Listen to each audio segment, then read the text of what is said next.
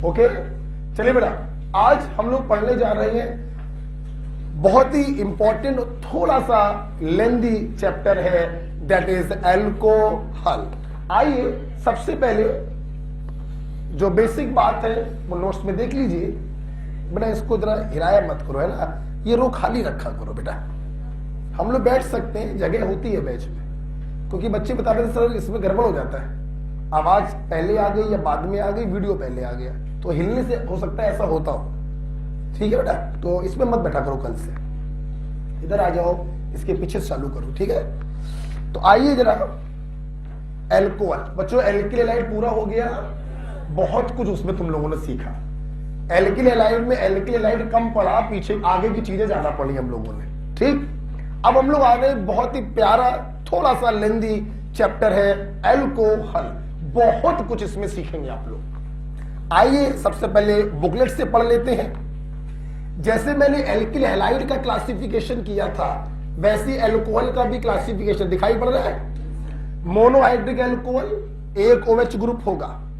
अब ये OH group कैसे कार्बन से लगा, उस ब्याप पर मोनोहाइड्रिक एल्कोहल तीन प्रकार के, बच्चों बोलो, प्राइमरी, सेकेंडरी और क्या मुझे बोर्ड पे कुछ लिखने की जरूरत है? नेक्स्ट, डाईहाइड्रिक एल्कोहल, आपके पास कितने OH होंगे? दो।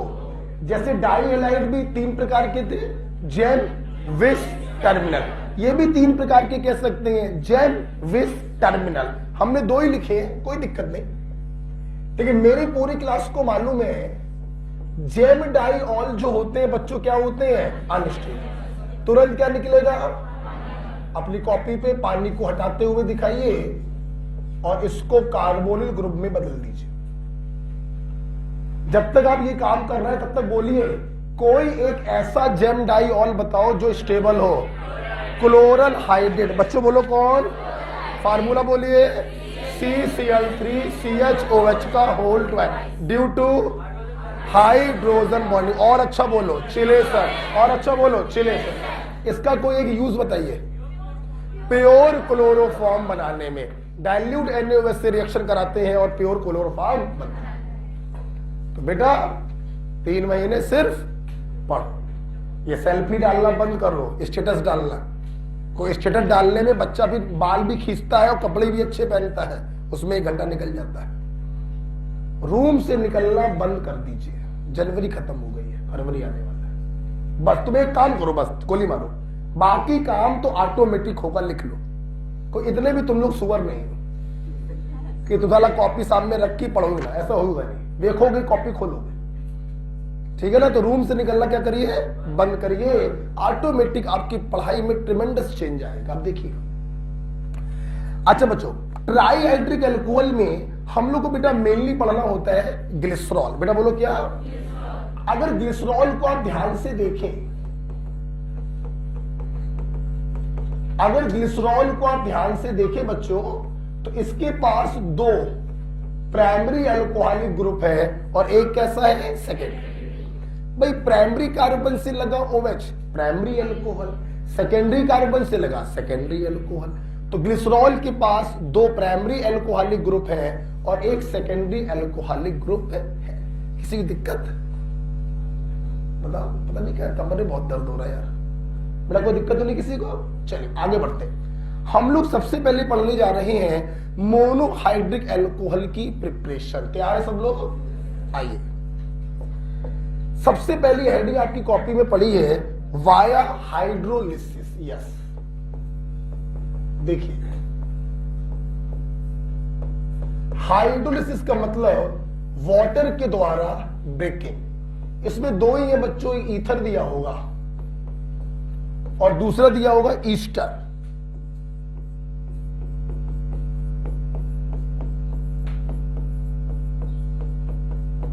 आप देख सकते हैं हाइड्रोलिसिस हो रही है एसिडिक मीडियम में। यहां तो एसिडिक ही मीडियम लेना पड़ेगा, ईस्टर में एसिडिक और बेसिक दोनों मीडियम ले सकते हैं, राइट। यहां पर एसिडिक मीडियम भी लिया जा सकता है और एल्कलाइन मीडियम भी ले सकते हैं। लेकिन आपको मालूम होगा ईथर जो होते हैं ये बेस के प्रति इनर्ट होते हैं। क्या होते हैं बेटा? इनर्ट। इसलिए यहां पे हम लोग एसिडिक मीडियम ही लेते हैं हमेशा। ठीक है, बहुत ही सिंपल है हाइड्रोलिसिस कराना, ये तो हमने एक्स्ट्रा बात बता दी। कोई भी कार्बन ऑक्सीजन बॉन्ड काट दो, माइनस को दे दो वाटर का प्लस, प्लस को दे दो वाटर का, बहुत ही सिंपल होता है, कोई दिक्कत ही नहीं होती है। ROH plus R dash OH, 2 molecule of alcohol बच्चों आपको मिलेगा। अभी बहुत ध्यान से सब लोग सुनिएगा, सोचो सोचो सोचो। एल्कोहल के अंदर से अगर पानी निकाल दें तो ईथर बन जाता है।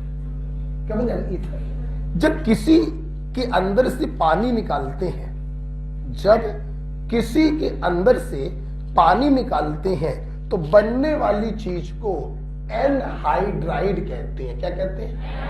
क्या कहते हैं? क्या कहते हैं?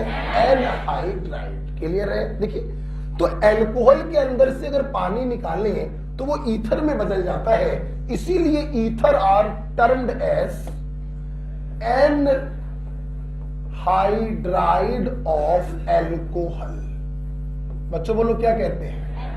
Anhydride of alcohol. क्योंकि एल्कोहल के अंदर से पानी निकालने पर आपको ईथर प्राप्त होगा, इसलिए ईथर को एनहाइड्राइड ऑफ एल्कोहल कहा जाता है। ओके, बहुत से एग्जांपल मैं आपको समझा सकता हूं इसके ऊपर। इधर देखिए, इधर देखिए, जैसे आपने पीरियोडिक टेबल में पढ़ा होगा, इसको बाद में पढ़ाएंगे। इधर देखो, पहले CO2 है जैसे बच्चों, अब तुम CO2 नॉन मेटल के जितने भी ऑक्साइड होते हैं पानी डालने पर अपने ऑक्सी एसिड में बदलते हैं ना। याद हो तो गीता नगर रेलवे क्रॉसिंग, मैं कुछ ना बोलूंगा इससे ज्यादा, पीरियोडिक टेबल में खूब पढ़ाया। नॉन मेटल के ऑक्साइड में पानी डालने पर सेम ऑक्सीडेशन स्टेट का ऑक्सी एसिड मिलता है या ना? कहने में इसमें पानी डाला तो ये मिला, तो इससे पानी निकालेंगे तो इससे क्या कहोगे? Anhydride of this acid, and this acid is carbonic acid. कुछ फीलिंग आ रही है? और देखो, और देखो, जैसे नॉन मेटल ऑक्साइड SO3 है, तुमने पानी डाला तो सेम स्टेट का ऑक्सी एसिड मिला, तो इसमें पानी डालने पे ये मिला, तो इससे पानी निकालने पर ये बना होगा, तो इसको क्या बोलोगे? Anhydride of sulphuric acid. अब समझ में आया? किसी के अंदर से जब पानी निकालते हैं तो बनी हुई चीज को एनहाइड्राइड कहते हैं। अब देखिए, एल्कोहल के अंदर से पानी निकालना होगा तभी ईथर बना होगा। ईथर में पानी डालने पर अगर एल्कोहल बनता है तो एल्कोहल से पानी निकालने पर ईथर बनता है, इसीलिए ईथर को कहते हैं एनहाइड्राइड ऑफ एल्कोहल। ठीक है, ओके, और बात है। चलिए, इसको लिखने की जरूरत नहीं है, मैंने ऐसे ही फीलिंग लाने के लिए कि एनहाइड्राइड का मतलब क्या होता है मैंने बताया। ओके, इधर देखिए, ये रिएक्शन तो मुझे अपने बच्चों को बताने की जरूरत ही नहीं। ये रहा एसिड डेरिवेटिव और ये रहा कंस। क्या होगा बे? RCO का आगे वाला भाग कंस वाले H को लेकर अलग आया ना, बची हुई चीज बचे हुए कंस के साथ जुड़ जाएगा, ये बन जाएगा एसिटिक एसिड, और ये रहा तुम्हारा एल्कोहल। Is it clear? तो ध्यान रखिए बच्चों, कोई भी एसिड डेरिवेटिव हो, जैसे आपने यहां पर ईस्टर ले लिया है, मैं ऐसे ही पढ़ाता हूं, RCO का आगे वाला भाग कंस वाले H को लेकर अलग हो जाएगा, तो एल्कोहल देखिए अलग हो गया और एसिटिक एसिड अलग हो गया। क्लियर बेटा? आइए थोड़ा सा रिएक्शन मैकेनिज्म रिवाइज करें। Do you remember nucleophilic substitution के 3 एग्जांपल थे? एलिफेटिक हैलाइड, एरोमेटिक हैलाइड और एसिड डेरिवेटिव। तो this reaction is also the example of nucleophilic substitution. हाँ या ना? एक्चुअली इसीलिए बच्चों, अगर हम आपसे बात करें, प्लीज देखिए, बड़ी बड़ी पॉपुलर चीज आप पढ़ने जा रहे हैं हमसे, reactivity of ester towards hydrolysis आपसे पूछा जाए तो आपको समझना चाहिए कि मोटा मोटा this is the example of nucleophilic substitution reaction, लगा दीजिए probability like favour like, directly proportional to minus R minus I, inversely proportional to plus R plus I. कुछ याद आया बच्चों? कुछ याद आया? रिएक्शन मैकेनिज्म बहुत इंपॉर्टेंट क्वेश्चन है बेटा। ये काफी पूछा जाता है। Reactivity of ester towards hydrolysis मेरे बच्चों के लिए चुटकी बजाने के बराबर है, क्योंकि उनको 1 महीने पहले से मालूम है कि this is the example of nucleophilic substitution. तो like favour directly proportional to minus I minus R, inversely proportional to plus I plus. Clear? एक बात मैं यहां पे आपको और बताना चाहता हूं बच्चों, ये तो ठीक है, अच्छी बात है, आप इन सबको भी पिक्चर से हटा सकते हो सीधे लिखकर। हाँ, it is inversely proportional to steric hindrance. आप इस पूरे को हटा सकते हो, सीधे बोल सकते हो स्टेरिक हिंड्रेंस। जिस ईस्टर में स्टेरिक हिंड्रेंस तुम्हें ज्यादा लगे, उस ईस्टर की रिएक्टिविटी हाइड्रोलिसिस के प्रति कम होगी। ना सिर्फ हाइड्रोलिसिस, तुम किसी भी कंस को ले लो, कोई भी कंस ले लो, वो एक प्रकार का न्यूक्लियोफिलिक सब्स्टिट्यूशन ही होगा, तो रिएक्टिविटी क्या हो जाएगी? कम हो जाएगी। हाँ या ना? तो ईथर में तो कुछ नहीं है, लेकिन ईस्टर में तुमको ये बहुत ही इंपॉर्टेंट पॉइंट सीखने को मिला बेटा। आइए इसके ऊपर एग्जाम्पल लिख रहा तो नहीं, देख लो। हाँ, कुछ लिख रहा हो, ये कर दो। ये दिखाया तुमने एसिडिक बेसिक वाला, अपने हिसाब से लिखते रहिएगा जो भी आपको नया लगे। बेटा आगे बढ़ जाए, ठीक है? अल्कोहल कार्बोनिल, बस। इस बुकलेट के बाद में पढ़ाऊंगा इलेक्ट्रोकेमिस्ट्री, काफी ऑर्गेनिक हो गई है, थोड़ा सा फिजिकल में चलते हैं। हटा दो बेटा इसको, चलिए हटा नहीं रहा हूं मैं, पेज को ऊपर कर दे रहा हूं। आइए, आपकी कॉपी पे बेटा 2-3 एग्जाम्पल लिखे हैं। अब पहले वाला जो एग्जाम्पल लिखा है बेटा, अब इसमें तो स्टेरिक इंडेक्स नहीं लगा पाओगे, क्योंकि ईस्टर चारों के चारों क्या दिए? सेम दिए। तो यहां पर तो आपको माइनस आई माइनस आर से ही देखना पड़ेगा।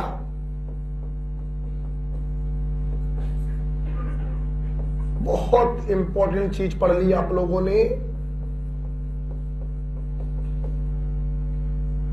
बेटा, आपस में बोलिए मत, है ना? आगे बैठ के भ्रमरा रहे। क्या मुझे कुछ भी बताने की आवश्यकता है?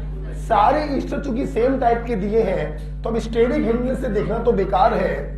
What is this? What is this?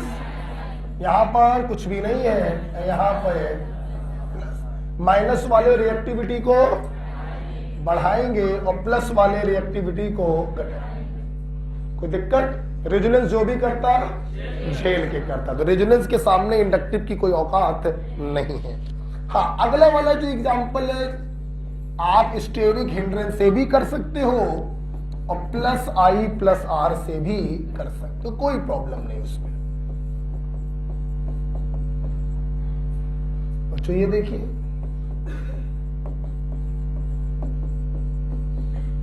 क्या समझ में आया कि नहीं आया? आप देख सकते हैं राइट वाला हिस्सा एल्कोहलिक पोर्शन तीनों में सेम है। खड़ी हो जाओ सालिनी, मैंने बोला उसको एक्सप्लेन करो, बच्चों को डिसाइड करो जरा उसको। मैंने बोला एल्कोहलिक पोर्शन तीनों में सेम है, ये क्या बोल दिया मैंने?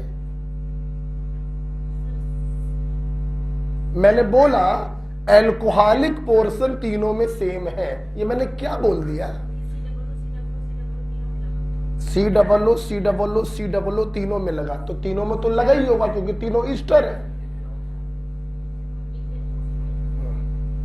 क्या आपने भूल गई है? लास्ट क्लास कल ही पढ़ाया, ईस्टर के अंदर आधा पार्ट एसिड से आता है और आधा पार्ट भैया RCOOR ये होता है। तो ये पार्ट कहां से आया था?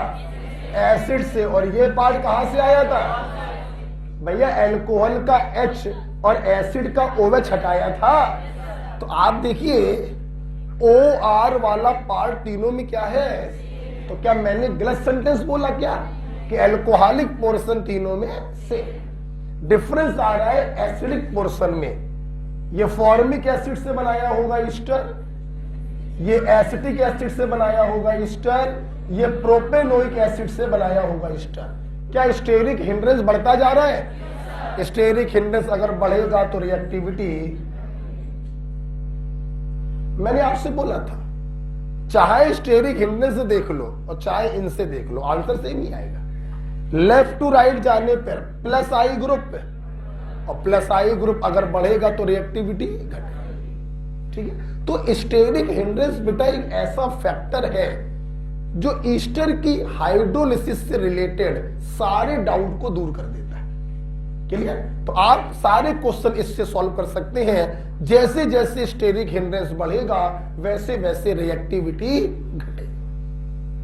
ठीक है, मान लो बेटा हम यहां पे H लगा के रखे तीनों में, यहां C2H5 कर दे, यहां C3H7 कर दे, यहां C4H9 कर दे, तो भी आंसर यही आएगा। स्टेरिक हिंड्रेंस चाहे एसिडिक पोर्शन में बढ़े चाहे एल्कोहलिक पोर्शन में बढ़े, ईस्टर की हाइड्रोलिसिस क्या हो जाती है? क्लियर हो गया पॉइंट? कोई दिक्कत तो नहीं है, बहुत ही अच्छी चीज आपने सीखी। पेज पलटा जाए तो पहला तरीका था एल्कोहल बनाने का वाया हाइड्रोलिसिस। चाहे ईथर की करवाइए चाहे ईस्टर की करवाइए, कुछ रटना है क्या? नहीं। जो बड़ा इंपॉर्टेंट पॉइंट पढ़ाया, ये इंपॉर्टेंट पॉइंट भी आप हमसे पढ़ चुके थे रिएक्शन मैकेनिज्म में। फिर से बोलो, एलिफेटिक हैलाइड, एरोमेटिक हैलाइड और एसिड डेरिवेटिव, इनकी रिएक्शंस होती है nucleophilic substitution, directly proportional to minus I minus R, inversely proportional to plus I plus. कोई दिक्कत? आप इससे भी, आप ये ना भी पढ़िए इससे सारे सवाल हो जाएंगे, आप ये ना पढ़िए इससे सारे सवाल हो जाएंगे। ठीक है, खत्म करूं? चल, अब हम लोग पढ़ने जा रहे हैं एल्कोहल को बनाना सीखेंगे फ्रॉम ग्रिग्नॉर्ड रिएजेंट। पेन कॉपी बंद, पेन कॉपी बंद। चलो पहले रिवाइज मारो यार। आज तक तुम मुझसे ग्रिग्नॉर्ड की एक ही रिएक्शन पढ़े हो अभी तक, ग्रिग्नॉर्ड विद कंस। बोलो हाँ या ना? ग्रिग्नॉर्ड का R माइनस कंस वाले H को लेकर अलग हो जाता है। कंस ट्रिपली बॉन्डेड कार्बन से लगा हाइड्रोजन, ऑक्सीजन से लगा हाइड्रोजन, नाइट्रोजन से लगा हाइड्रोजन, सल्फर से लगा। R माइनस कंस वाले H को लेकर अलग। कोई दिक्कत है किसी को? आज आप हमसे ग्रिग्नॉर्ड की 4 रिएक्शनें और सीखने जा रहे हैं जिनसे हम एल्कोहल बनाएंगे। बच्चों बोलो क्या? देखिए देखिए बच्चों, पेन कॉपी बंद, नजरें सामने। बस ये बता दो R डैश है कि R है?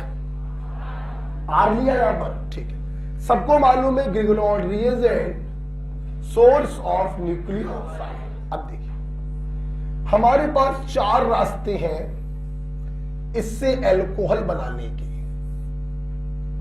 पहला रास्ता विद साइक्लिक ईथर, जल्दी से R लिया कि CH3 लिया? बहुत बढ़िया बेटा, बहुत बढ़िया। जल्दी से बता दो, क्या नहीं मालूम है? This is the base catalysed ring opening. Do you know? आप देख सकते हैं ग्रिग्नॉर्ड रिएजेंट ने R माइनस दिया होगा। बोलो, ये R minus less hindered carbon पे अटैक करेगा बाई SN2 फैशन, है ना? आपको मालूम होना चाहिए ऑक्सीजन इज इलेक्ट्रोनेगेटिव। ये इलेक्ट्रॉनों को अपने तरफ घसीटता है जिसके कारण इनके ऊपर पार्शियल पॉजिटिव चार्ज आता है।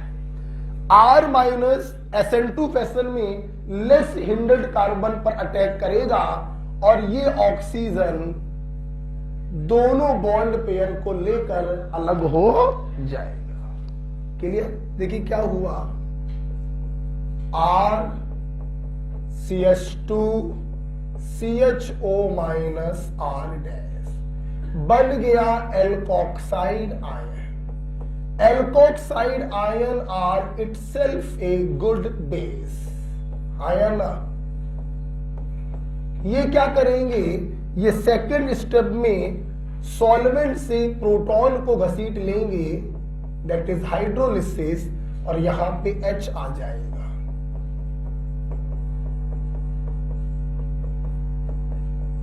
ये देखिए आपका एल्कोहल आपके सामने है। कोई प्रॉब्लम है?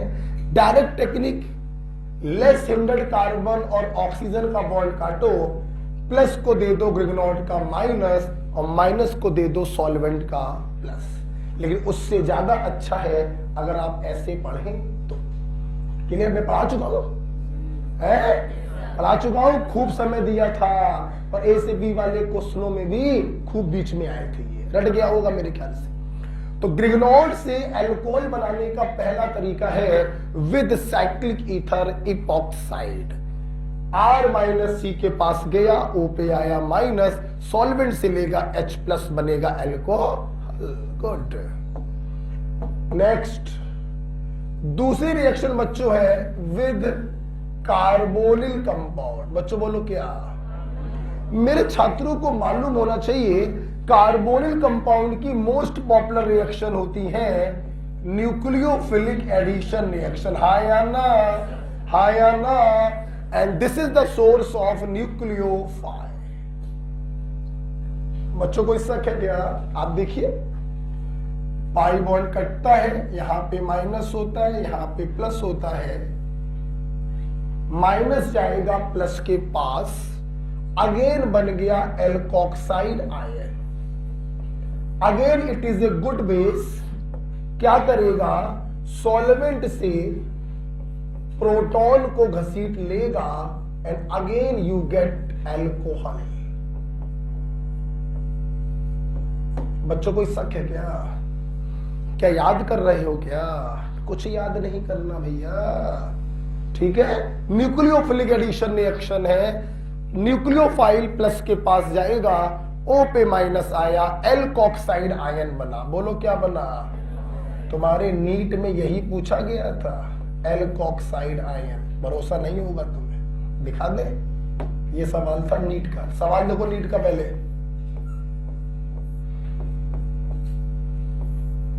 नीट का क्वेश्चन देखिए पहले।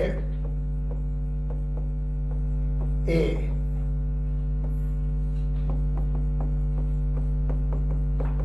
बी क्वेश्चन था, ए और बी क्या होगा? क्लियर? तो अब वही बता पाएगा जिसको क्लियर कट मालूम हो कि this is the source of R, and ये हमेशा देता है न्यूक्लियोफिलिक एडिशन। तो ये बॉन्ड कटेगा, यहां माइनस यहां प्लस, माइनस जाएगा प्लस के पास।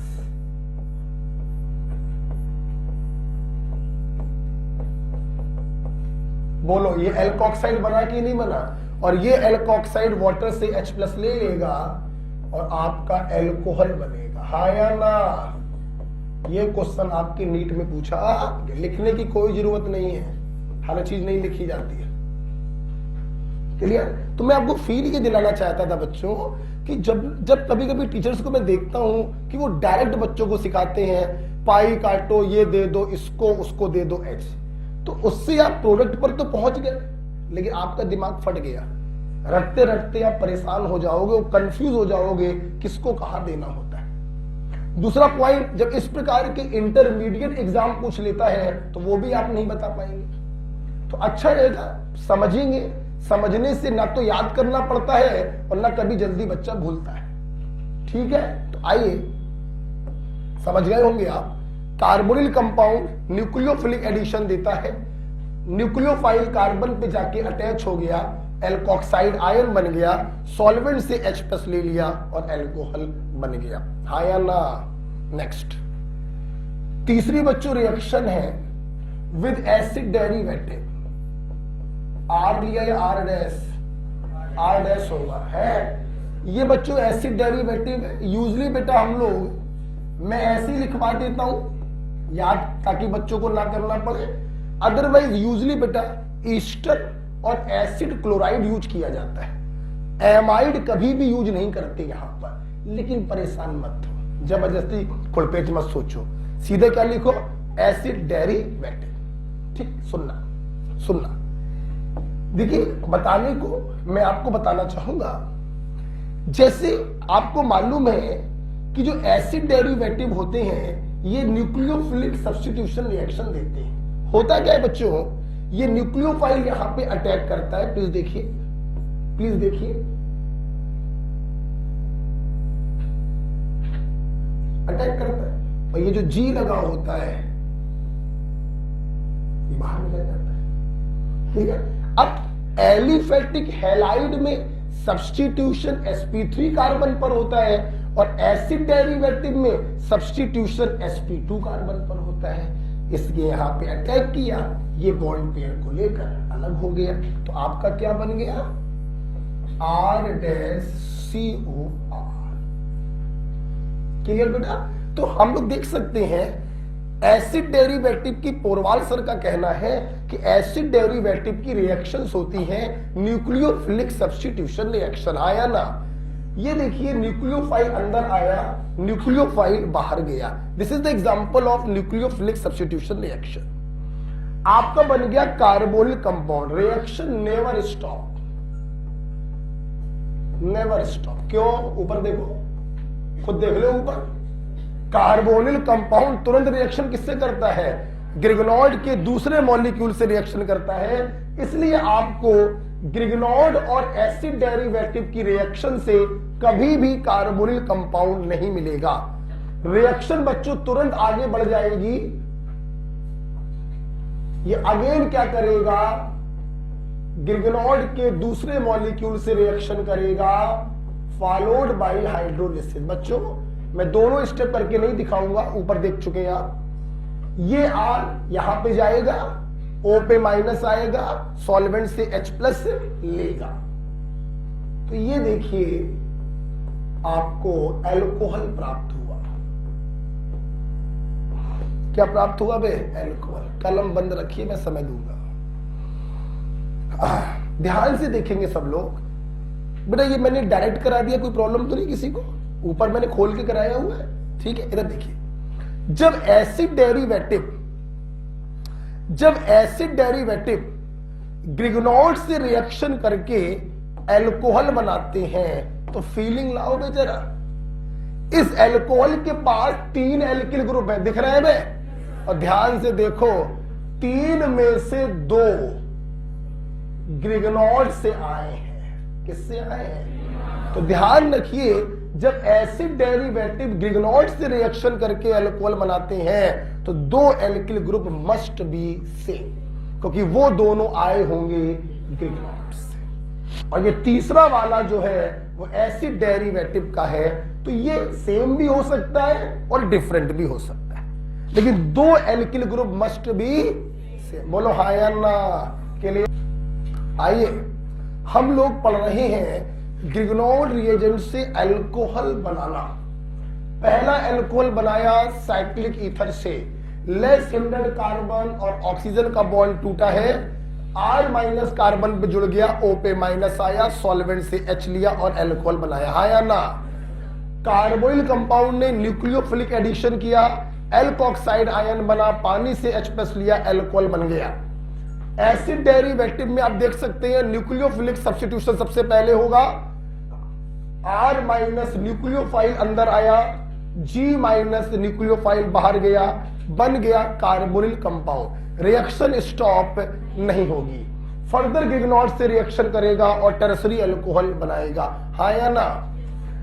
जब एसिड डेरिवेटिव से अल्कोहल बनते हैं तो एक फीलिंग डेवलप हुई कि 2 alkyl group must be comes from Grignard reagent, hence 2 alkyl group must be same. Third वाला सेम हो भी सकता है, सेम नहीं भी हो सकता, ये डिपेंड करेगा यहां पर क्या लगा हुआ। मुझे इसको ऊपर सरकाना पड़ेगा चौथी रिएक्शन के लिए, तो इसमें जो लिखना चाहो लिख लो। हम 30 सेकंड दे रहे हैं। ये R- अलग दिखाइएगा, इसको मत चीड़ा फाड़ी करिएगा। जिसको जो लिखना है लिख ले पहले।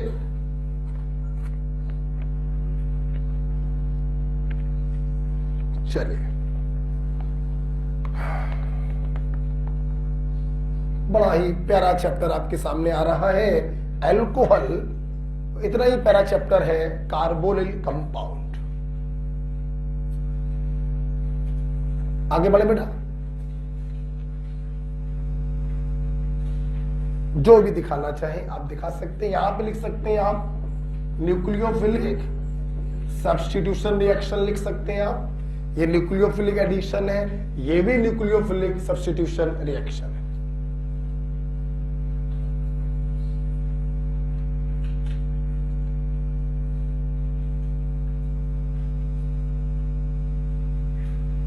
एल्कोक्साइड आयन स्ट्रॉन्ग बेस, यहां पे लिखिए रिएक्शन नेवर स्टॉप। जो भी आपको नया लग रहा हो उसको लिख लीजिए।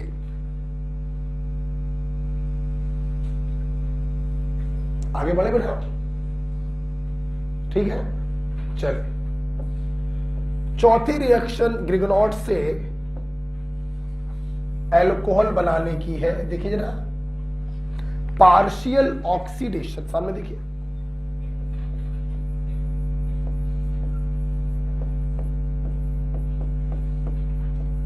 इधर देखिए सब लोग, आपकी कॉपी में डायरेक्ट लिखा हुआ है कि partial oxidation followed by hydrolysis, Grignard के आर को पकड़ो और OH दे के अलग कर दो। क्या ऐसे लिखा हुआ है? क्या ऐसे लिखा हुआ है? ठीक है। वैसे तो बच्चों ऐसे याद होना चाहिए, ऑन पार्शियल ऑक्सीडेशन ग्रिगनॉड के आर को पकड़ो, OH दे के अलग कर दो। वैसे तो ये ऐसे याद होना चाहिए, फिर भी ऐसे टीचर मैं आपको अगर बताऊं, देखिए एक्चुअली में सबसे पहले इसका ऑक्सीडेशन होता है और ग्रिगनॉड रिएजेंट कुछ इसमें बदल जाता है, ROMgX। क्लियर बेटा बात हो रही है?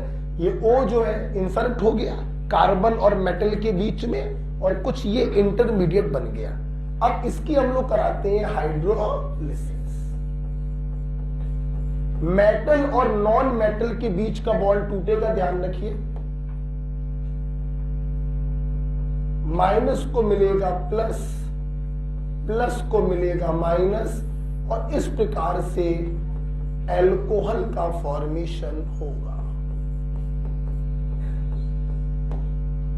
बात क्लियर है? तो वैसे बच्चों को डायरेक्ट याद होना चाहिए कि ग्रिगनॉड रिएजेंट का जब पार्शियल ऑक्सीडेशन होता है फॉलोड बाय हाइड्रोलिसिस तो हमें मिलता है ROH। ठीक है, अपनी कॉपी में जो करेक्शन करना चाहो कर लो, यहां से पानी हटा देना, यहां से एल्कोहल काट देना और ये लिख लो दोबारा। ठीक है,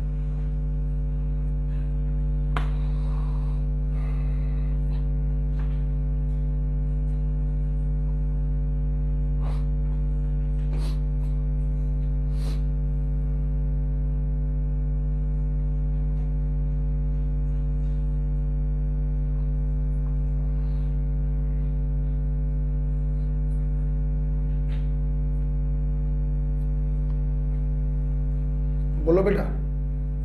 ठीक है, अब आइए कुछ और फील करते हैं। इन चारों रिएक्शनों को आप ध्यान से देख लीजिए। देख रहे हैं सब लोग?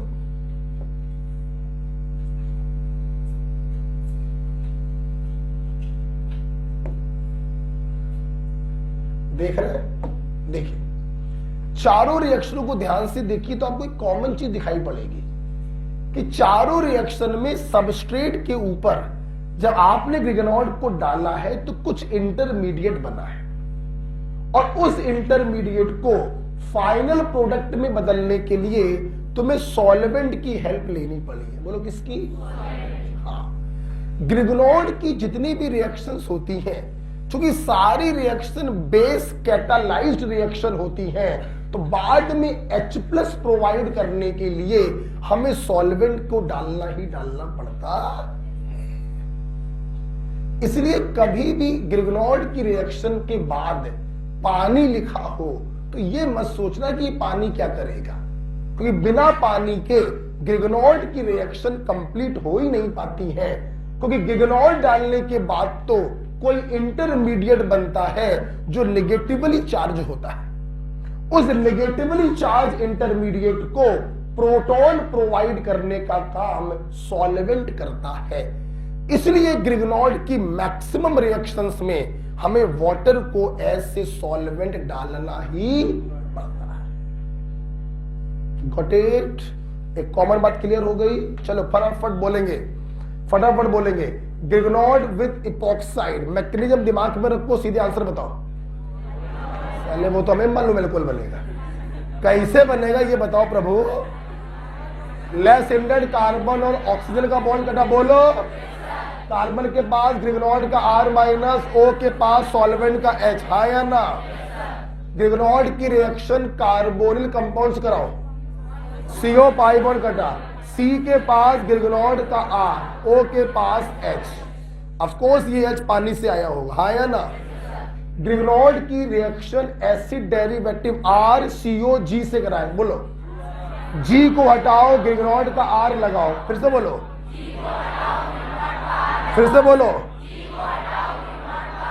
बन गया carbonyl, reaction stop, CO pi bond कटेगा, C के पास R, O के पास, बन गया alcohol. Grignard on partial oxidation followed by hydrolysis, R को पकड़ो और OH लगा के अलग कर दो। कोई दिक्कत है? अगर आपको समझ में आया है तो रफ कॉपी में नीचे के 2 एग्जाम्पल करिए, 3 नहीं 2। आपको समय दे रहे हैं 30 और 30 60 सेकेंड, तब तक हम लिख रहे हैं, तब तक मैं क्वेश्चन लिख रहा हूं, आप रफ कॉपी पे करेंगे। हमने 4 रिएक्शनें पढ़ाई हैं बच्चों, हमने चारों रिएक्शनों पर एग्जाम्पल दिए हैं।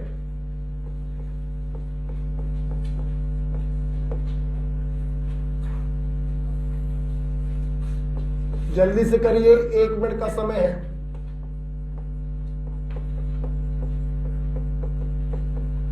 एक एग्जाम्पल ये दिया है और दूसरा एग्जाम्पल आपको ये करना है।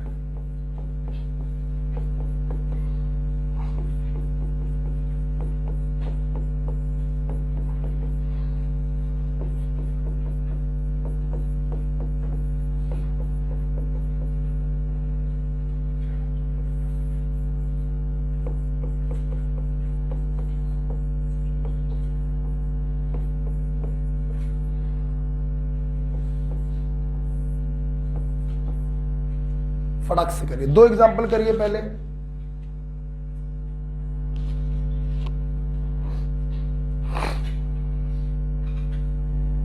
पहली रिएक्शन इपॉक्साइड के ऊपर दी है, दूसरी रिएक्शन कार्बोनिल के ऊपर है, तीसरी एसिड डेरिवेटिव के ऊपर होगी और चौथी पार्शियल ऑक्सीडेशन के ऊपर होगी। जो 4 रिएक्शनें समझाई हैं उन 4 पर एग्जाम्पल भी दिए हैं मैंने।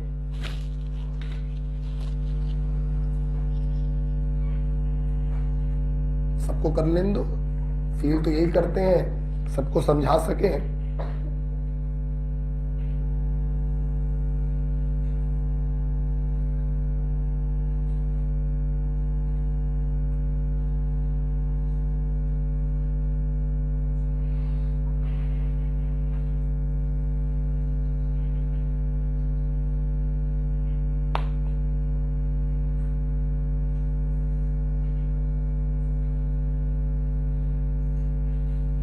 जल्दी से करिए, जल्दी से निपटाइए। ऐसा क्या है भाई?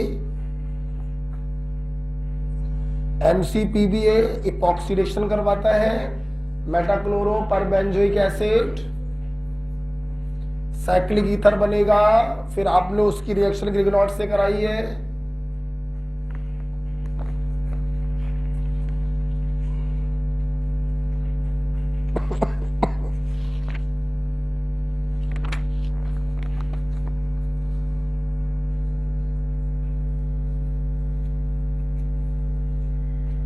क्या ख्याल है?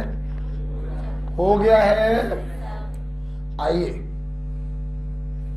पहली रिएक्शन बच्चों इपॉक्सीडेशन है, बोलो। हमने इसके नाम भी लिखवाए, इसे प्रीले-सैफ रिएक्शन कहते हैं। प्रीले-सैफ रिएक्शन नेम रिएक्शन होती है ये, लेकिन वो इतना कठिन नाम है, ना तुम ले पाओगे ना लिख पाओगे, आएगा भी नहीं, परेशान ना। ठीक है, खैर तो ये इपॉक्सीडेशन बच्चों होगा, और अगर इपॉक्सीडेशन होगा, जस्ट ए मिनट,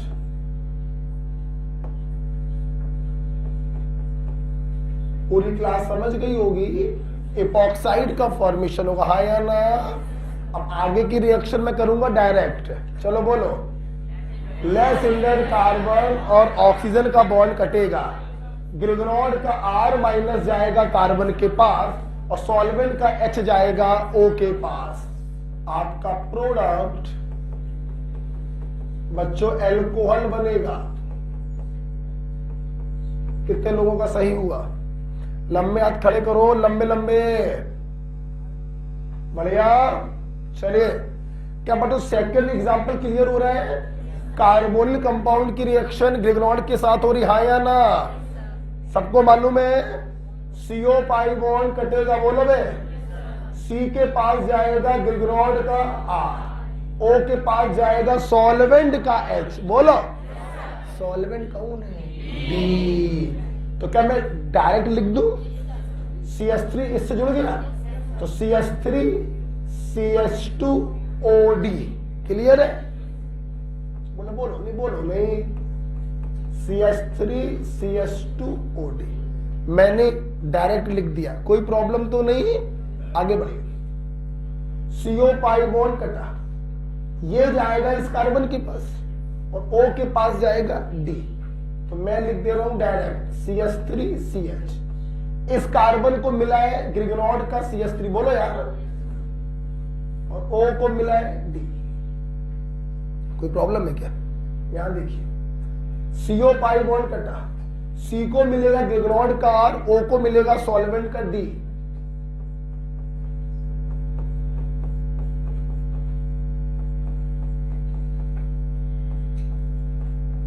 कितने लोग तीनों सही गए? लंबा खड़े करिए, बहुत बढ़िया। हाँ भाई श्रेयांशी, क्या गलती हुआ?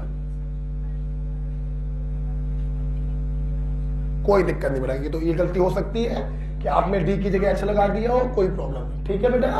अच्छा, अब यहां से एक फीलिंग और डेवलप करिए, चलो कुछ और डेवलप करो फीलिंग। क्या देखना? Formaldehyde always give primary alcohol, feeling आई? Aldehyde give secondary alcohol, feeling आई?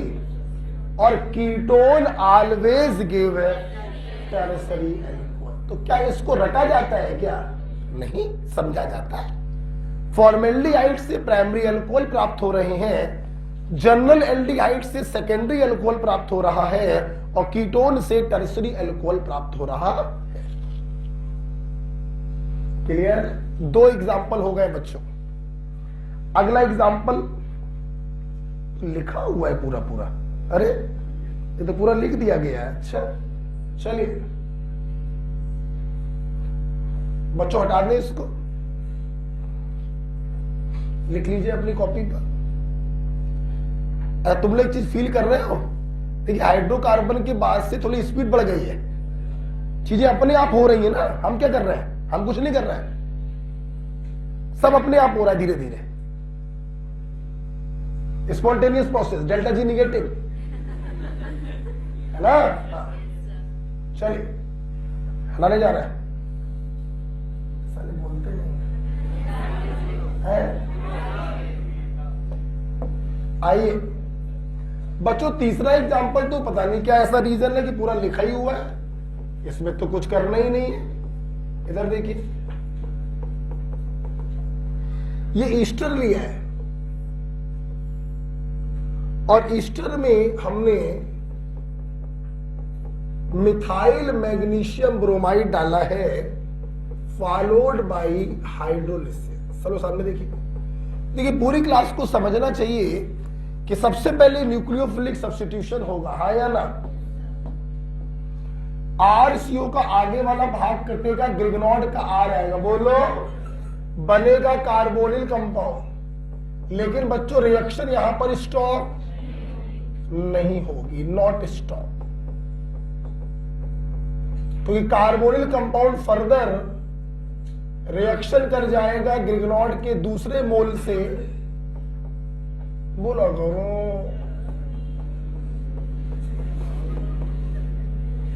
ठीक है, क्या होगा? CO पाई बॉन्ड कटेगा, C के पास R, O के पास सॉल्वेंट का H, and the final product is tertiary alcohol. मैं समझ गया ये रिएक्शन लिखी क्यों है कॉपी पर, एक्चुअली क्या है, क्लियर हो गया। अब देखिए, हमने दूसरी रिएक्शन आपको ये दिखाई है कि अगर ग्रिग्नॉर्ड का अमाउंट मेंशन कर दें, दैट इज 1 मोल। बेटा बोलो, तो अगर ग्रिग्नॉर्ड का अमाउंट मेंशन हो रहा है दैट इज 1 मोल, तो रिएक्शन आप क्या करेंगे? कार्बोनिल कंपाउंड पर स्टॉप कर। इसलिए शायद इसका आंसर हमने दे दिया है आपको। अगर ग्रिग्नॉर्ड रिएजेंट एक्सेस में है तो कोई प्रॉब्लम नहीं है, कार्बोनिल रिएक्टिव होता है ग्रिग्नॉर्ड के प्रति, तुरंत फिर से एडिशन हो जाएगा और फाइनल प्रोडक्ट टर्सरी अल्कोहल मिलेगा। बोलो यार, अगर ग्रिग्नॉर्ड का अमाउंट 1 मोल मेंशन कर दिया जाता है तो एक बार एडिशन हुआ, कार्बोनिल बना, ये खत्म हो गया, तो रिएक्शन ऑटोमेटिक क्या हो गई? स्टॉप। क्लियर? इसलिए ये रिएक्शन लिखा होगा, तो इसको भी लिख लीजिए, सब लिखा ही हुआ है। अब इसमें एक बहुत ही गहरी बात और है, तो उतनी गहरे लेवल पे हमें जाना नहीं है, इसलिए मैं आपको नीट स्टूडेंट को इतना ही बताऊंगा, अगर 1 मोल लिखा हुआ है तो आप यहां पे रिएक्शन को स्टॉप कर दें, आगे जाने की जरूरत, क्योंकि बर्तन से ये क्या हो गया? खत्म। ठीक है, आपको इसीलिए हमने तीसरा एग्जांपल दिया था। ठीक है, चलिए चौथा वाला आप लोग करेंगे कि वो मैं करूं? कर लिया क्या? बीच में क्या बना? Phenyl magnesium bromide. बोलो यार, और उसका करा दिया तुमने पार्शियल ऑक्सीडेशन, तो क्या बन गया? फिनॉल। क्या बन गया? ये आपको समझ में आ गया? ग्रिग्नॉर्ड की रिएक्शन एसिड डेरिवेटिव से होती है तो फाइनल प्रोडक्ट अल्कोहल मिलता है, लेकिन ग्रिग्नॉर्ड के आगे अगर 1 मोल मेंशन है तो हम कार्बोनिल पे रिएक्शन को स्टॉप कर देंगे। एक गहरी बात इसके अंदर छुपी हुई है, लेकिन उतने की आपको जरूरत नहीं पड़ेगी। ठीक है, चल चौथा वाला एग्जांपल तो आपने मुंह जबानी बता दिया, तो कोई प्रॉब्लम ही नहीं है। बेटा तुम आसिफ देखो, तुम यही पूछ रहे थे उस दिन, देखो रिएक्शन बच्चा आ गई, अपना सवाल याद आएगा? याद आ गया सवाल? हमने आपसे कहा था एलिफेटिक हैलाइड हो या एरोमेटिक हैलाइड हो, ग्रिग्नॉर्ड बनाने में कोई प्रॉब्लम नहीं होती। देखिए बन गया ग्रिग्नॉर्ड बेटा।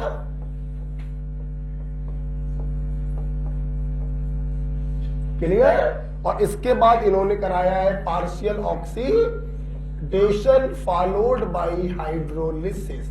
तो ग्रिग्नॉर्ड के आर को पकड़ो और OH लगाकर अलग कर। ठीक है बेटा,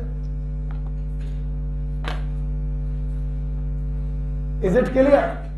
चलिए, अच्छा आसिफ को मैंने बीच में टोका ही है, तो आइए यहां पे कुछ और भी बता दें आपको। समझ में सबका बन गया? कितने लोग का बन गया? सबका बन गया, कोई प्रॉब्लम नहीं है। अब देखो बेटा, एक चीज देखो बेटा, अब जैसे बेटा मान लो क्या है कि आपके सामने, आप चाहो तो इसके हाशिए पे लिख लेना। अब मान लो आपके सामने ये दिया हो, ये दिया, फील करिए सब लोग, फील करिए, और मैग्नीशियम के आगे लिख दिया जाए 1 मोल। क्या लिख दिया जाए? हाँ, तो आप जरूर कहेंगे कि एरोमेटिक हैलाइड में पार्शियल डबल होने के कारण ये रिलेटिवली लेस रिएक्टिव होगा, तो हम ग्रिग्नॉर्ड का फॉर्मेशन यहां से करें। हमारी बात समझ में आ रही है? इसलिए अब हम लोग ग्रिग्नॉर्ड का फॉर्मेशन यहां से करेंगे, नीचे वाले से।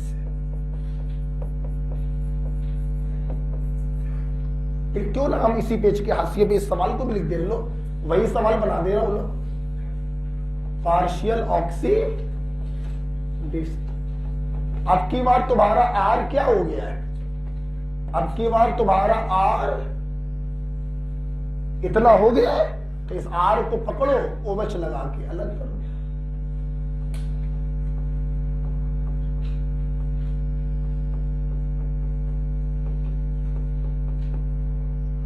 ठीक है, इसी पेज के हाशिए पे ये एग्जाम्पल भी लिख लो, इसी से जुड़ा हुआ एग्जाम्पल दे देना है आपको, ठीक है।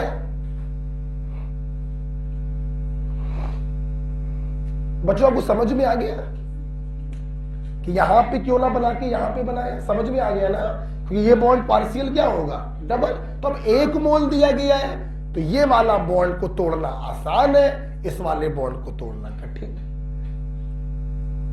ठीक है। चलिए भाई, तो आ जाओ बेटा।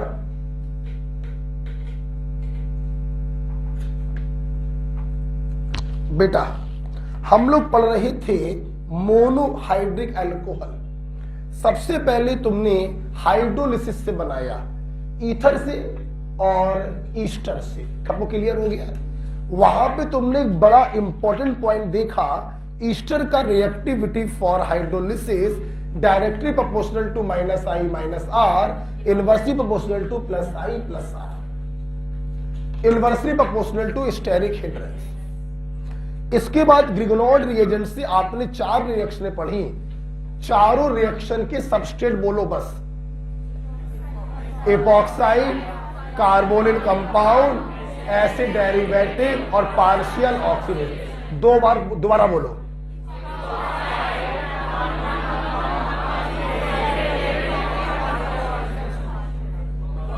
एपॉक्साइड, ग्रिगोनोल्ड की मोस्ट ऑफ द रिएक्शन में बाद में पानी क्यों डालते हैं, ऐसे सॉल्वेंट O- को H+ प्रोवाइड करने के लिए सॉल्वेंट डाला जाता है।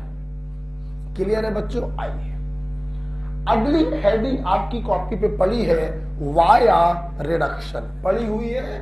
वैसे तो मुझे पढ़ाने की बिल्कुल दिक्कत नहीं होने वाली, आपको सब पहले से ही आता है। क्लियर। तो आइए थोड़ी बहुत फॉर्मेलिटी पूरी कर देते हैं। चलिए आवाज मत करिए बेटा, पता नहीं दर्द यहां पे बहुत तेज हो रहा है। वाया रिडक्शन, बेटा आवाज मत करिए।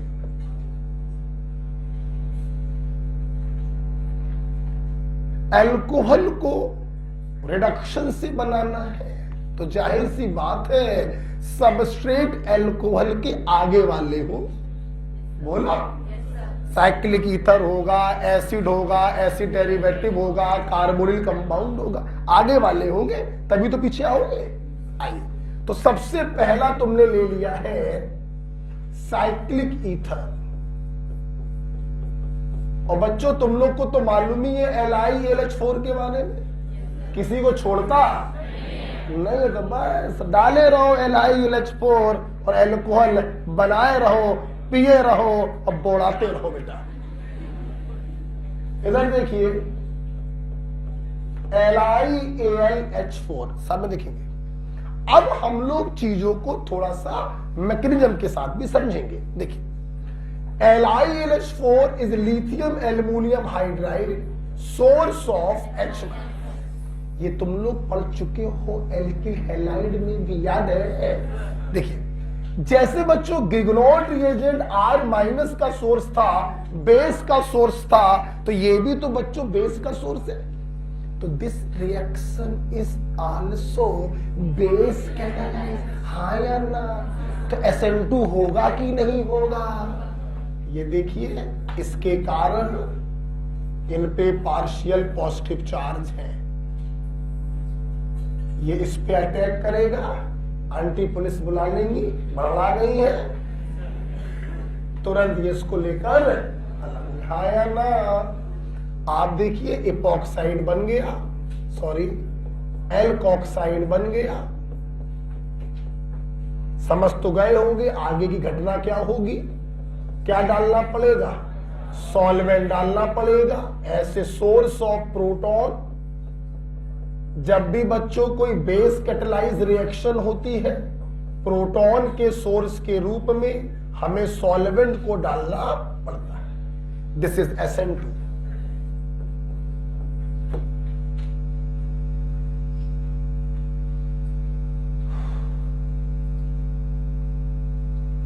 कोई दिक्कत किसी को, समझ में आ गया है। अच्छा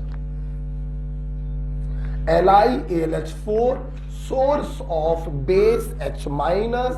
This is a base catalyzed ring opening. SN2 pattern में अटैक करेगा, लेस हिंडर्ड कार्बन पे अटैक करेगा, O बॉन्ड पेयर लेके अलग हो जाएगा। ठीक है, सॉल्वेंट डालोगे, O माइनस वहां से प्रोटॉन को घसीट लेगा, आपका प्रोडक्ट आपके सामने। ठीक है, अगर समझ में आया है तो इसके ऊपर एग्जाम्पल दे दिया, धन्य से कर दो।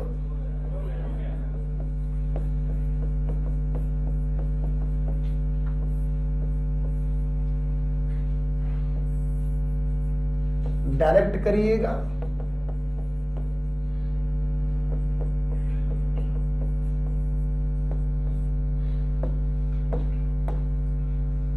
बताइए, हो गया। न्यूक्लियोफाइल H माइनस या D माइनस, तो यहां पर आएगा D माइनस, यहां पे सॉल्वेंट से आएगा H प्लस। आया ना?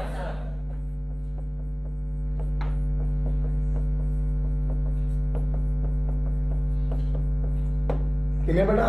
ये वाला बॉन्ड टूटेगा, इस पर आएगा D माइनस, इस पर आएगा H प्लस। ठीक है, तो साइक्लिक ईथर का रिडक्शन कराया with the help of alcohol प्रेमी LiAlH4। क्लियर? चलिए, दूसरा रिडक्शन आपने कराया है कार्बोनिल कंपाउंड का। सब तुम लोगों को पहले से आता है, मैं सिर्फ और सिर्फ टाइम पास कर दे रहा हूं, फॉर्मेलिटी पूरी कर रहा हूं। हटाए इसको, बोलो हटाए बेटा इसको। ये पहला था।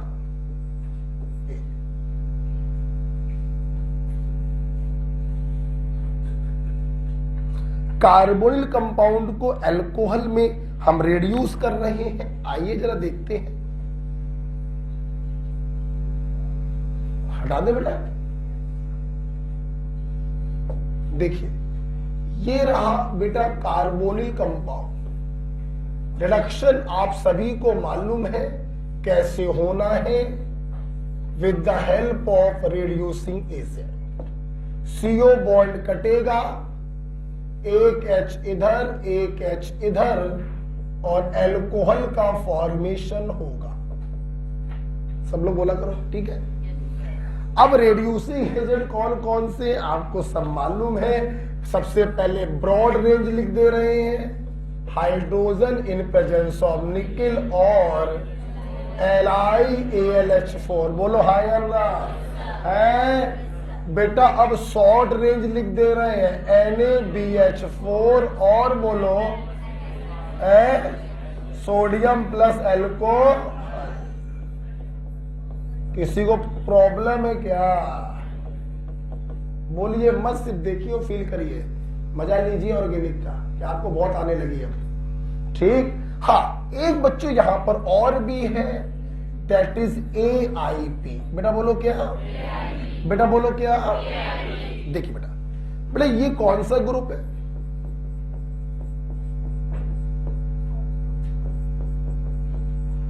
कौन सा ग्रुप है? आइसोप्रोपिल। कौन सा ग्रुप है? कौन सा ग्रुप है? आइसोप्रोपिल में ऑक्साइड लगा दी। अब बोलो आइसोप्रोपोक्साइड। अब बोलो, अब बोलो। और ये कौन सा आयन है? कौन सा है? तो ये एनायन है, ये कैटायन है। क्रिस क्रॉस करके फार्मूला बनाओ, तो इसका 3, इसका, तो यहां पे हो जाएगा होल। दिस इज एल्यूमिनियम आइसोप्रोपोक्साइड, इसी को कहते हैं AIP। पहले इसको हाशिए पे बना लो, हाशिए में राइट में जगह पड़ी होगी, आइए लेफ्ट में लिख लो कहीं पे AIP, एल्यूमिनियम आइसोप्रोपोक्साइड, कहीं पर भी लिख लीजिए।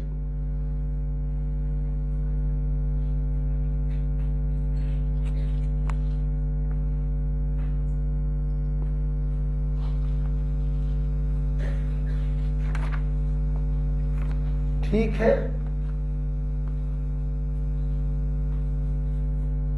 ओके होगी बात। ब्रॉड रेंज में आ गए hydrogen in presence of nickel और LiLH4। Narrow range short range में आ जाते हैं सोडियम बोरोहाइड्राइड और सोडियम प्लस एल्कोहल। एक नया देखने को मिला AIP, एल्यूमिनियम आइसोप्रोपोक्साइड, नाम भी लिख लेना पूरा, aluminium आइसोप्रोपोक्साइड,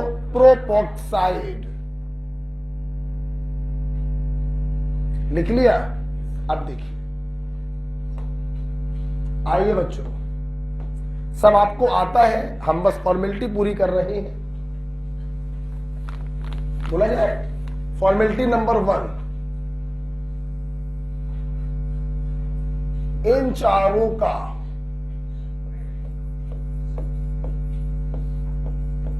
no effect on double bond, हाँ या ना? सिर्फ hydrogen in presence of nickel ही डबल बॉन्ड को सिंगल में रिड्यूस कर पाता है। इनका कोई फर्क डबल बॉन्ड पर नहीं पड़ता है। कोई बताएगा इसका फर्क पड़ सकता है? कब? अगर डबल बॉन्ड बेंजीन के साथ रेजोनेंस में हो अलोंग विद कार्बोनिल ग्रुप, तो ये डबल बॉन्ड को भी रिड्यूस कर सकता, याद होना चाहिए। नीचे के 3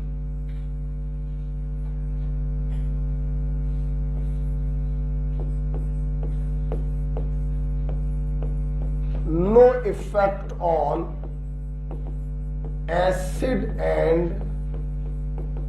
इट्स डेरिवेटिव, सहमत हो? LiLH4 तो एसिड और उसके डेरिवेटिव को भी रिड्यूस कर सकता है, लेकिन नीचे के जो 3 होते हैं इनका एसिड और उसके डेरिवेटिव पे कोई फर्क नहीं पड़ता। लेकिन मेरे बच्चे कुछ और बताएंगे। लेकिन NaBH4 एसिड डेरिवेटिव में एसिड क्लोराइड को रिड्यूस कर सकता है, बोलो। और सोडियम प्लस एल्कोहल ईस्टर को रिड्यूस कर, बोलो। कुछ नई बातें?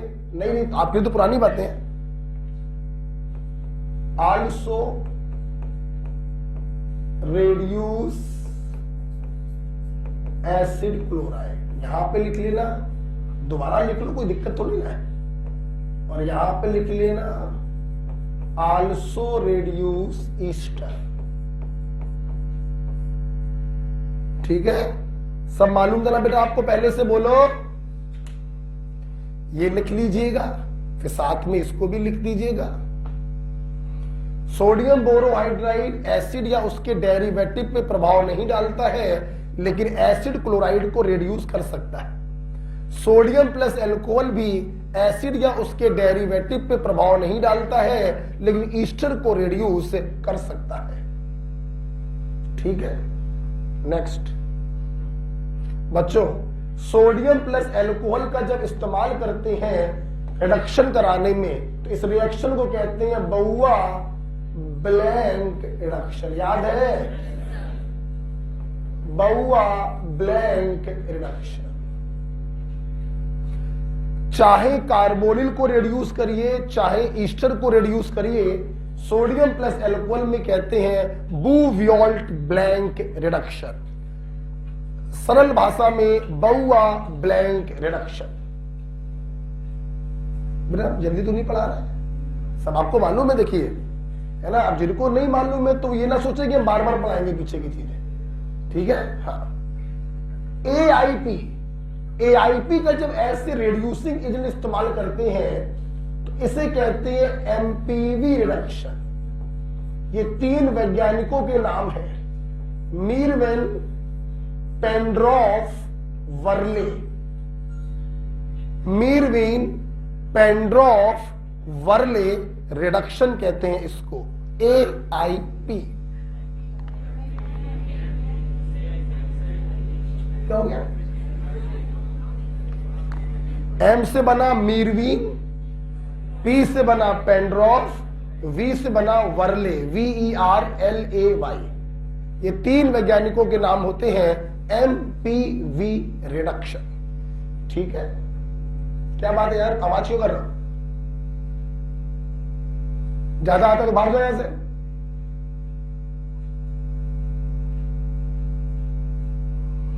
तो ये 5 रिड्यूसिंग एजेंट हमारे पास होते हैं जो कार्बोनिल को रिड्यूस करते हैं अल्कोहल में।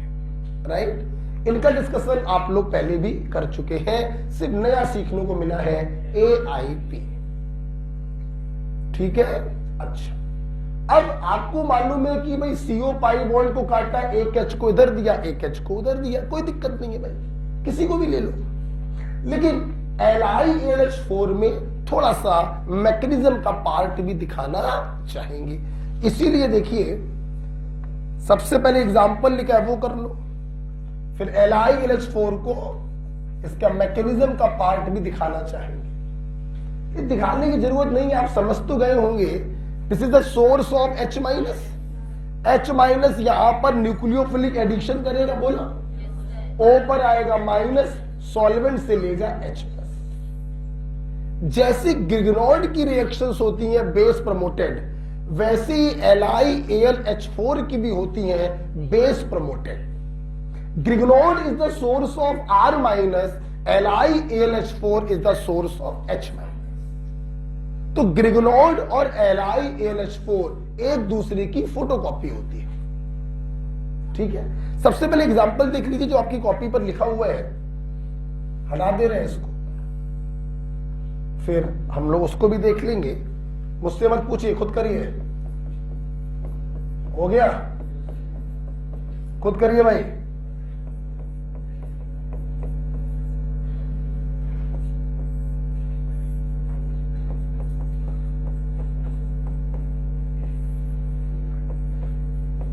चलिए बताइए, hydrogen in presence of nickel carbonyl को रिड्यूस करना ही करना है, और ये डबल बॉन्ड को भी क्या करेगा, रिड्यूस करेगा।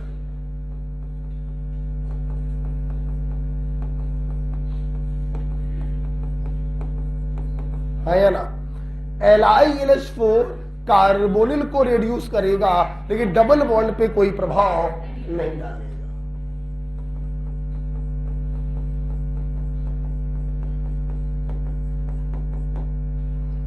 कोई दिक्कत किसी को? ठीक है, चल। अब नीचे जो डब्बा बना हुआ है, उस डब्बे में एक्चुअली मुझे LiAlH4 की मैकेनिज्म को बताना है कि कैसे ये कार्बोनिल को अल्कोहल में रिड्यूस करता है। समझ तो आप लोग गए हैं, फिर भी देख लीजिए, ये डब्बा आपकी कॉपी पे बना है, देखिए ये रहा कार्बोनिल ग्रुप, ये आपने डाला LiAlH4। जल्दी से बोलो, सोर्स ऑफ। अच्छा, पूरी क्लास को ये मालूम है कि यहां पे पाई बॉन्ड कटता है, माइनस और प्लस आता है, न्यूक्लियोफिलिक एडिशन होगा, एल्कोक्साइड आयन बनेगा, और ये एल्कोक्साइड आयन सॉल्वेंट से प्रोटॉन को घसीटेगा और अल्कोहल बनेगा। ठीक है, अच्छा। सवाल ये उठ रहा है कि सर ये छोटी सी बात आप क्यों इतना पीछे पड़े हम लोग की। देखिए, अगर किसी बच्चे को ये बात ना मालूम हो तो स्टूडेंट क्या सोचेगा, सुनना कि ये बॉन्ड कटा, एक H यहां आया, एक H यहां आया। अगर रफली देखें तो स्टूडेंट सोचेगा कि इसके पास 4 H थे, एक मोल को रिड्यूस करने में 2 H यूज हो गए, तो दूसरे मोल को रिड्यूस करने में बाकी 2 यूज हो गए। मतलब बच्चा सोचेगा कि LiAlH4 का 1 मोल कार्बोनिल के 2 मोल को ही रिड्यूस कर पाएगा, जबकि सच्चाई कुछ और है। इसका 1 H ही इन्वॉल्व होता है इसको रिड्यूस करने में, दूसरा H तो बच्चों सॉल्वेंट से आता है। इसका मतलब अगर LiAlH4 के पास 4 H है तो ये कार्बोनिल के 4 मोलों को रिड्यूस कर सकता है अल्कोहल। 1 H से 1 मोल रिड्यूस हो गया, दूसरे H से दूसरा मोल रेड्यूस होगा तो 4 HO से 4 मोल रेड्यूस, क्योंकि दूसरा H तो आ रहा है सॉल्वेंट। तो यहां से निष्कर्ष ये निकला 10 1 मोल LiAlH4 can reduce 4 mole carbonyl compound। 1 mole LiAlH4 can reduce 4 mole carbonyl compound। Clear हुआ? एक H ही तो इसका यूज हो रहा है, दूसरा जो H आ रहा है वो तो सॉल्वेंट से आ रहा है ना, तो एक H से 1 मोल तो 4 H से 4। ठीक है। आइए, हमारे स्टूडेंट रिडक्शन कराकर बनाना चाहते थे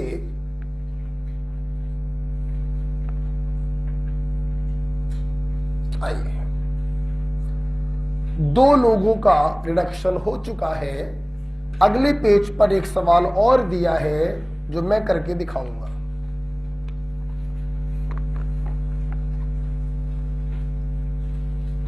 बेटा इस हेडिंग में तुमने कुछ भी नया नहीं सीखा है एक्सेप्ट AIP, एल्यूमिनियम आइसोप्रोपोक्साइड, बोले तो MPV रिडक्शन। बाकी तुम्हें ये सारी बातें पहले से मालूम थी कि डबल बॉन्ड पे क्या प्रभाव पड़ना है, दूसरे फंक्शनल ग्रुप पे क्या प्रभाव पड़ना है। आइए,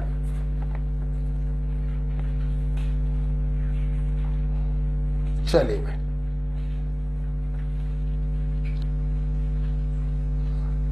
बेटा कुछ आगे बढ़े हैं। अगले पेज पर भी पहले आपको एक सवाल ही दिया गया है, तो आइए उस सवाल को ही देखा जाए। पहले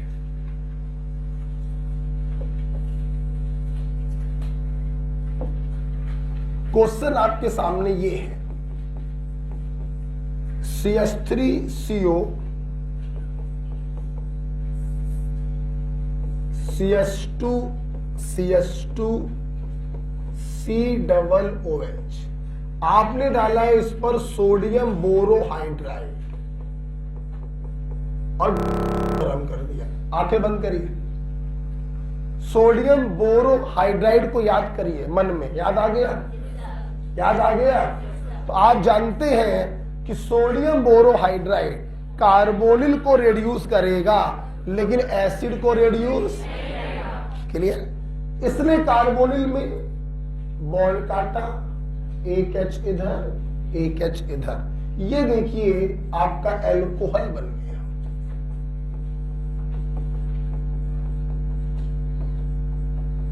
समझ रहे सब लोग?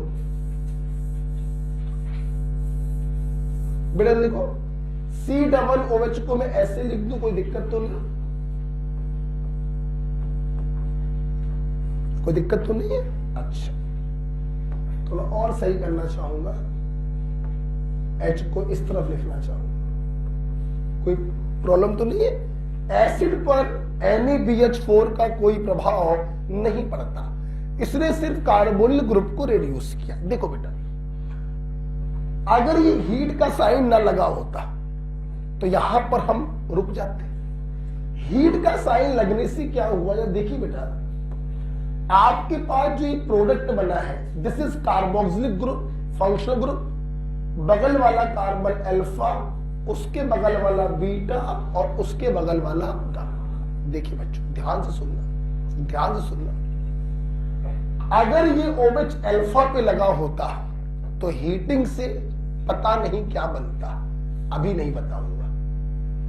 अगर ये OH बीटा पे लगा होता तो हीटिंग से पता नहीं क्या बनता, अभी नहीं बताऊंगा।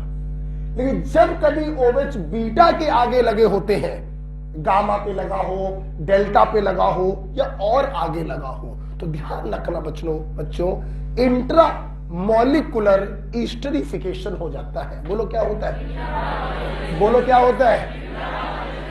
अगर कार्बोक्सिलिक के रेस्पेक्ट में हाइड्रोक्सी ग्रुप बीटा के आगे लगा है, गामा पे लगा हो, डेल्टा पे लगा हो, तो इंट्रा मॉलिक्यूलर एस्टरिफिकेशन हो जाता है।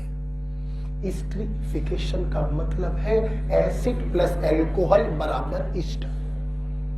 एक ही मॉलिक्यूल में एसिड है, उसी मॉलिक्यूल में एल्कोहल है, इंट्रा मॉलिक्यूलर एस्टरिफिकेशन होगा। ध्यान से सब लोग देखेंगे, एल्कोहल से निकलता था एच, याद आया वे, एसिड का OH। तो गर्म करने पे एक्चुअली में क्या हुआ, इंट्रा मॉलिक्यूलर एस्टरिफिकेशन होगा। और जब इंट्रामॉलिक्यूलर कोई भी रिएक्शन होती है बच्चों, तो प्रोडक्ट हमेशा साइक्लिक बनता है। ठीक, समझ देखिए, मैंने आपको सब सिखाया है कि अगर कभी प्रोडक्ट साइक्लिक बन रहा हो तो कैसे बनाते, सब सिखाया है ना मैंने। आप देखिए, 1 2 3 4 5, 5 और 1 जुड़ गए हैं, 5 मेंबर की रिंग बन गई है। O को मिलाते हुए 5 मेंबर्ड की रिंग बनी है, ध्यान से देखिए। और O के बगल वाले कार्बन पर CH3 है। ये देखिए बेटा, साइक्लिक ईस्टर का फॉर्मेशन हो गया। आपको जान की खुशी होगी, साइक्लिक ईस्टर को लैक्टोन भी कहते हैं। बोलो क्या कहते हैं? साइक्लिक ईस्टर को लैक्टोन के नाम से भी जाना जाता है। के लिए हिंदी में लिखना, अगर OH कार्बोक्सिलिक के रेस्पेक्ट में बीटा कार्बन के आगे लगा है तो इंट्रामॉलिक्यूलर एस्टरिफिकेशन होता है। हिंदी में अपनी कॉपी में लिखना यहां पर, ठीक। ये नई चीज चूंकि आपके सामने आनी थी, इसीलिए इस क्वेश्चन को मैंने सॉल्व किया, वरना पहला स्टेप तो चुटकी बजाने के बराबर था। सोडियम बोरोहाइड्राइड कार्बोनिल ग्रुप को रिड्यूस कर देगा, कार्बोक्सिलिक को नहीं करेगा। ठीक है, अपने मन से जो लिखना चाहे आप लिख सकते हैं।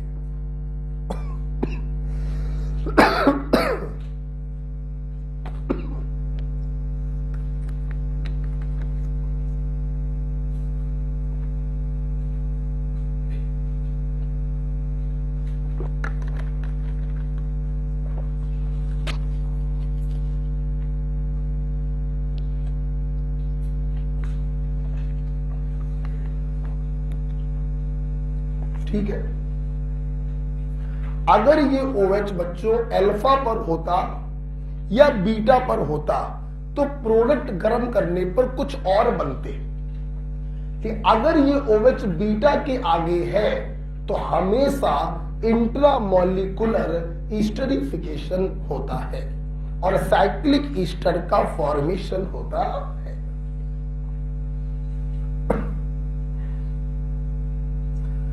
साइक्लिक ईस्टर को हम लैक्टोन के नाम से भी जानते हैं।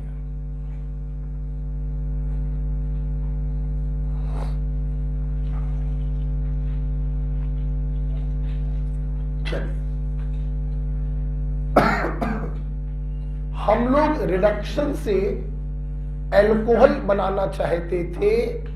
सबसे पहले साइक्लिक ईथर को LiAlH4 से रिड्यूस कराया। उसके बाद कार्बोनिल कंपाउंड को 5 रिड्यूसिंग एजेंट में से किसी एक का यूज करके रिड्यूस करा सकते हैं।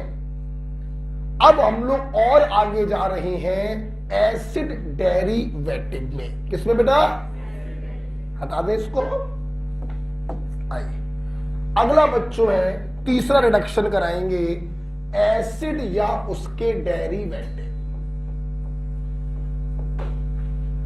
एसिड या उसके डेरिवेटिव।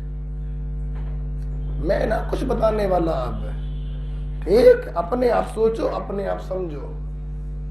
बच्चों, जी की जगह तुम कुछ भी लगा सकते हो। OH लगाओगे तो एसिड आया ना, Cl लगाया एसिड क्लोराइड, OR लगाया ईस्टर, OCOR लगाया एनहाइड्राइड, NH2 लगाया तो, लेकिन ध्यान से सुन लो, यहां पर NH2 नहीं हो सकता। याद आ गया कुछ? आप इसमें डाल दीजिए अगेन एल्कोहल प्रेमी LiAlH4। अब सबको मालूम है, चलिए बोलिए कैसे सिखाया था। H बन गया Ld, लेकिन रिएक्शन स्टॉप, फिर से बॉन्ड कटेगा। आपके में स्टेप बाइज दिखाया है नहीं, ठीक है, फिर से बॉन्ड कटेगा। बोलो H आपको मिल जाएगा एल्कोहल। LiAlH4 एल्कोहल के आगे जितने भी ऑक्सीजन कंटेनिंग फंक्शनल ग्रुप होते हैं उनको एल्कोहल पर लाकर रिड्यूस कर देता है। क्लियर? आपने देखा साइक्लिक ईथर, आपने देखा कार्बोनिल कंपाउंड, और इस समय आप देख रहे हैं एसिड और उसके डेरिवेटिव।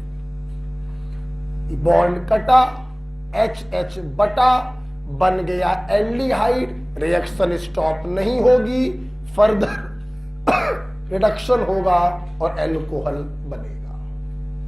मेरी क्लास मुझे बता दे कि अगर मैंने एमाइड ले लिया तो क्या हो जाता है? एमीन बनती है। बोलो क्या? यह सिर्फ ऑक्सीजन कंटेनिंग फंक्शनल ग्रुप को रिड्यूस करेगा, नाइट्रोजन कंटेनिंग को भी करता है एमीन में। याद आ गया?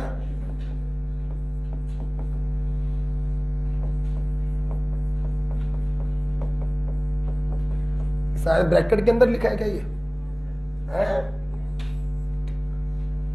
क्या हमारे छात्रों के लिए ये कोई एक्सेप्शन है? नहीं, नहीं।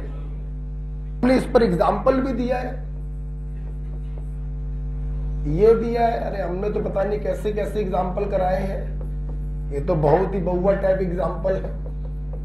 नहीं याद आ रहा है तुम लोग को? LiAlH, बोलो क्या होगा? H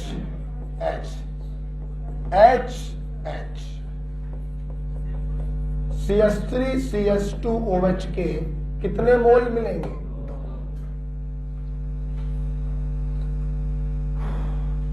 किसी बच्चे कोई प्रॉब्लम नहीं? चलिए, अच्छा।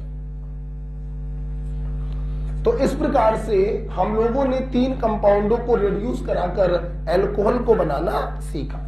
चौथा बच्चों आपके सामने लिखा होगा एमीन। लिखा है क्या? देखिए एमीन, देखिए ये बड़ी महत्वपूर्ण रिएक्शन आप सीखने जा रहे हैं। एमीन की reaction with NaNO2 plus HCl, this is source of HNO2, nitrous acid. तो कभी कभी बच्चों सीधे HNO2 लिख के आ जाता है और कभी कभी उसके सोर्स के रूप में NaNO2 plus HCl लिख के आता है। रटा होना चाहिए, जहां जहां NH2 वहां वहां OH। बोलो फिर से बोलो,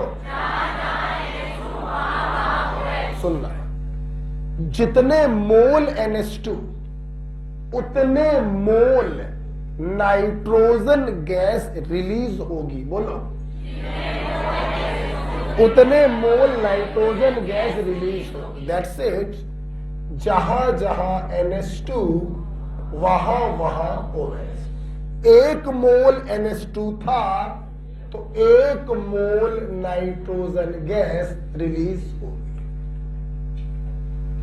कोई दिक्कत बेटा किसी को? तो बहुत ही इंपॉर्टेंट रिएक्शन है प्राइमरी मीना। ध्यान रखना बच्चों, ये रिएक्शन सिर्फ कौन देता है? प्राइमरी। सेकेंडरी या टर्सरी एमीन इस रिएक्शन को शो नहीं करते। Is it clear? ठीक, अच्छा। इस रूल में 2 एक्सेप्शन लिखे होंगे आपकी कॉपी पर, लिखा हुआ है। एक लिखा होगा मिथाइल एमीन और एक लिखा होगा एनिलीन। लिखा है। ये दोनों ही बच्चों देखिए प्राइमरी एमीन है, हमने इनके ऊपर HNO2 को डाला। देखिए मिथाइल एमीन में बच्चों हमें मिक्सचर प्राप्त होता है। क्या प्राप्त होता है? मिक्सचर। मिथाइल नाइट्राइट का, डाई मिथाइल ईथर का, और थोड़ा सा रेगुलर प्रोडक्ट भी हमको मिलता है CH3OH। ओके, मिथाइल एमीन के केस में हमें मिक्सचर प्राप्त होता है methyl nitrite, di methyl ether, और थोड़ा सा रेगुलर प्रोडक्ट भी मिलता है CH3OH। एनिलीन के केस में बच्चों बिल्कुल ही मामला बदल जाता है और हमें मिलता है BDC, बेंजीन डाइजोनियम क्लोराइड। फिर से बोलो, फिर से बोलो, जोर से बोलो। इसलिए बच्चों ये रिएक्शन कहलाती है डाइजो टाइजेशन रिएक्शन। आवाज नहीं, ये रिएक्शन कहलाती है डाइजोटाइजेशन रिएक्शन। तो दो एक्सेप्शन याद रखिएगा, एक मिथाइल एमीन का और दूसरा एनिलीन का। दोनों ही प्राइमरी एमीन है, फिर भी अल्कोहल प्राप्त नहीं होता है, कुछ और मिलता है। मिथाइल एमीन में तो मिक्सचर मिलता है और फिनॉल के तो रंग ही कुछ दूसरे दिखाई पड़ रहे हैं। डाइजोटाइजेशन रिएक्शन हो रही है और BDC का फॉर्मेशन हुआ, बेंजीन डाइजोनियम क्लोराइड का। ओके, ध्यान से सुनिए बच्चों, इस सेकंड वाले एक्सेप्शन में नीचे 2 पॉइंट लिखे होंगे। लिखे, पहला पॉइंट बच्चों है, सुनना बेटा, ध्यान दो सब लोग। देखिए जब एनिलीन में हम NaNO2 प्लस HCl को डालते हैं तो यहां पे टेम्परेचर बहुत ही कम रखा जाता है, 0 to 5। अगर 0 to 5 टेम्परेचर है तभी तक ये अपवाद है। अगर तुम दूसरे अपवाद को खत्म करना चाहते हो तो तुम टेम्परेचर 5 डिग्री से ज्यादा करो। जैसे ही टेम्परेचर 5 डिग्री से ज्यादा करोगे ये एक्सेप्शन खत्म हो जाएगा, यहां पर भी NH2 हटेगा और OH आएगा। ये तुम लोग को मालूम है, ये एक्सेप्शन हमारे लिए बहुत इंपॉर्टेंट होता है। ये जो BDC है ना, बेंजीन डाइजोनियम क्लोराइड, इससे हम लोग नंबर ऑफ एरोमेटिक कंपाउंड को बना सकते हैं। इसलिए ये रिएक्शन अपवाद जरूर है, लेकिन वास्तव में ये रिएक्शन बहुत इंपॉर्टेंट होती है। इसका बच्चों बहुत यूज होता है एरोमेटिक कंपाउंड्स बनाने में, डाई का फॉर्मेशन करने में हम BDC का यूज करते हैं। अदरवाइज इस अपवाद को खत्म करने में तो हमें कुछ करना ही नहीं है, सीधे कमरे में बैठ के इस रिएक्शन को करो। कमरे का टेम्परेचर कितना होगा? 25 डिग्री सेल्सियस। दन से यहां पे OH आएगा। बात समझ में आ रही है? तो हमें OH नहीं लाना है। अरे OH लाने के, फिनॉल बनाने के तो हमारे पास तमाम तरीके हैं। हमें BDC बनाना है, बेंजीन डाइजोनियम क्लोराइड बनाना है। इसलिए ये टेम्परेचर आपको लगाना, ठीक है। एक दूसरा भी पॉइंट यहां पे लिखा होगा, वो दूसरा पॉइंट आप लोग समझेंगे हमसे डिटेल में इन एरोमेटिक कंपाउंड कि HCl को एक्सेस में क्यों लेते हैं, टू अवॉइड कपलिंग रिएक्शन। समझ जाएंगे, बाद में समझा देंगे, यहां पे कोई मतलब नहीं, ठीक। अब कपलिंग रिएक्शन बतानी पड़ जाएगी हमको तो वो तो बिल्कुल लंबा गेम हो जाएगा, ठीक है। तो ध्यान से सब लोग सुनेंगे। प्राइमरी एमीन को OH में बदलने का सबसे सुनहरा तरीका है NaNO2 plus HCl, source of nitrous acid HNO2। जहां जहां NH2 वहां वहां OH। जितने मोल NH2 उतने मोल नाइट्रोजन गैस अलग हो जाएगी। बच्चों इसके 2 अपवाद हैं। सच्चाई तो ये है, इसका एक ही अपवाद है, दूसरा तो हमने जबरदस्ती बनाया, मिथाइल एमीन और एनिलीन। मिथाइल एमीन में मिक्सचर प्राप्त होता है और एनिलीन में 0 to 5 डिग्री ले लेने पे बीडीसी प्राप्त होता है। This reaction is called डायजोटाइजेशन। अगर इस एक्सेप्शन को खत्म करना है तो टेम्परेचर को 5 डिग्री से ज्यादा कर दो। बेटा कोई शक है क्या? जो दूसरा पॉइंट लिखा हुआ है ये एरोमेटिक में आप पढ़ेंगे, क्योंकि ये कंपाउंड बच्चों एरोमेटिक में कई जगहों पे आपको मिलेगा। बात क्लियर हो रही है? कॉपी पर देख सकते हैं, कुछ लिखना हो तो देख लो। बच्चों बताओ, कुछ लिखना है क्या? हाँ लिखना तो है। ये मैथिल एल्कोहल लिखा तुमने है? अच्छा चलिए ठीक है। इस प्रकार से है आज की क्लास हम लोग यहां पे स्टॉप करते हैं, ठीक है? रुक जाइए, ठीक है? इसके आगे हम लोग पढ़ेंगे कल। हाँ कल 26 जनवरी है तो कल क्लास नहीं हो पाएगी, तो छुट्टी रखनी पड़ेगी हम लोग, ठीक है? तो हम लोग कब मिलेंगे? कल।